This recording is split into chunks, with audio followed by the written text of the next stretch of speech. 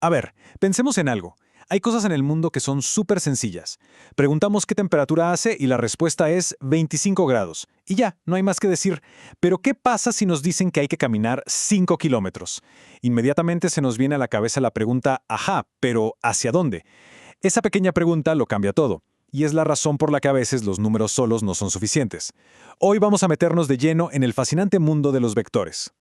Y aquí se ve clarísimo. Fíjense a la izquierda, una cantidad escalar, la temperatura, 25 grados, simple, directo. Pero miren a la derecha, el desplazamiento. Esto ya es otra cosa, es una cantidad vectorial. No son solo 5 kilómetros, son 5 kilómetros hacia el norte. Ese pequeño detalle, esa dirección, es el que lo cambia todo. Esa es la clave de los vectores. No solo nos dicen el cuánto, sino también el hacia dónde. Bueno, esta va a ser nuestra hoja de ruta. Primero vamos a entender por qué los números a veces se quedan cortos. Después le haremos una autopsia a un vector para ver de qué está hecho. Luego aprenderemos a hablar su idioma, a hacer algunas operaciones con ellos y para terminar veremos cómo todo esto se aplica a algo tan cotidiano como la fuerza. Perfecto, pues. Arranquemos con lo primero. Más allá de los simples números. Vamos a ver por qué hay cosas en el universo que necesitan algo más que una cifra para ser descritas por completo.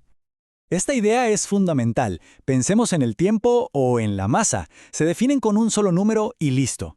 Pero cuando hablamos de movernos o de empujar algo, no basta con decir cuánto. Es importantísimo saber hacia dónde. Y justo para resolver ese problema, para eso nacieron los vectores.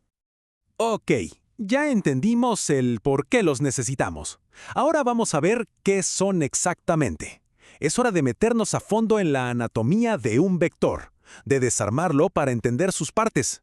En el fondo, un vector no es más que una flecha. Imaginen una flecha. Un pedazo de línea que empieza en un punto y termina en otro. Pero ojo, no es una línea cualquiera. Es una línea con una misión, que nos dice claramente un camino y un destino. Y esa flecha tiene 4 elementos esenciales.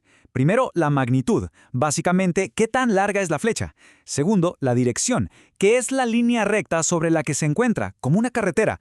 Tercero, el sentido, la flecha apunta hacia un lado o hacia el otro de esa carretera. Y finalmente, el origen, que es simplemente el punto de donde sale todo. Muy bien, ya tenemos la idea en la cabeza. Pero, ¿cómo pasamos esto a números? ¿Cómo escribimos un vector para poder hacer cálculos? Bueno, pues vamos a aprender a hablar su idioma.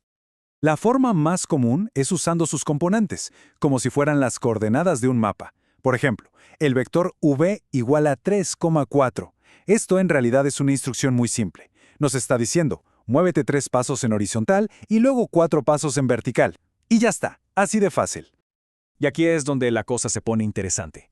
Si queremos saber el largo de esa flecha, o sea, su magnitud, usamos algo que seguro recordamos de la escuela, el teorema de Pitágoras. Es súper fácil. Agarramos los componentes, el 3 y el 4. Los elevamos al cuadrado, lo que nos da 9 y 16. Los sumamos, da 25, y le sacamos la raíz cuadrada. ¿El resultado? 5. La magnitud de nuestro vector es 5. Ok, ya sabemos qué son, cómo se escriben y cómo se miden. Ahora vamos a jugar un poco con ellos. Veamos las operaciones básicas, nuestro kit de herramientas para trabajar con vectores. Sumar vectores es de verdad muy fácil. La regla es simple. Se suman las X con las X y las Y con las Y. Como sumar peras con peras y manzanas con manzanas. No tiene ningún truco. Es un método súper limpio para saber qué pasa cuando combinamos dos vectores. Pero a veces ayuda a visualizarlo, ¿no?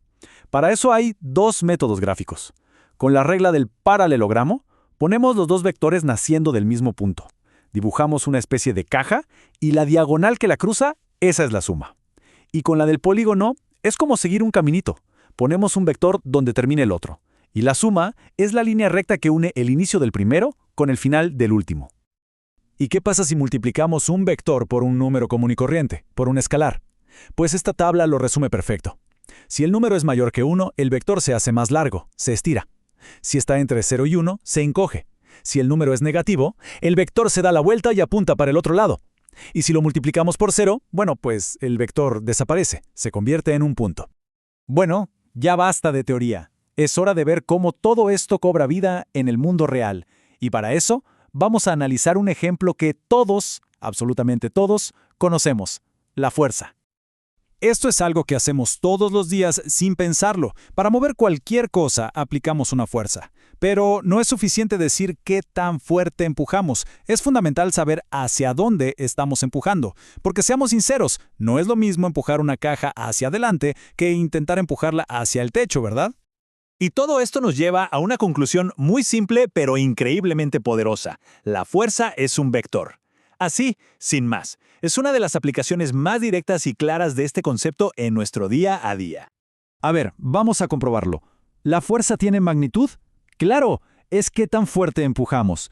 ¿Tiene dirección?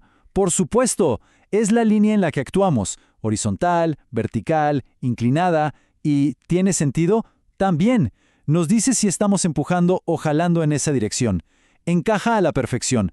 La fuerza tiene todos los elementos de un vector. Entonces, si ya podemos ver vectores en algo tan simple como un empujón, la pregunta es inevitable. ¿Qué otras fuerzas invisibles, que también son vectores, están actuando en el mundo ahora mismo? Pensemos en la gravedad que nos mantiene pegados al suelo, o el viento empujando las hojas de un árbol. Los vectores están por todas partes, trabajando en silencio para describir cómo funciona nuestro universo.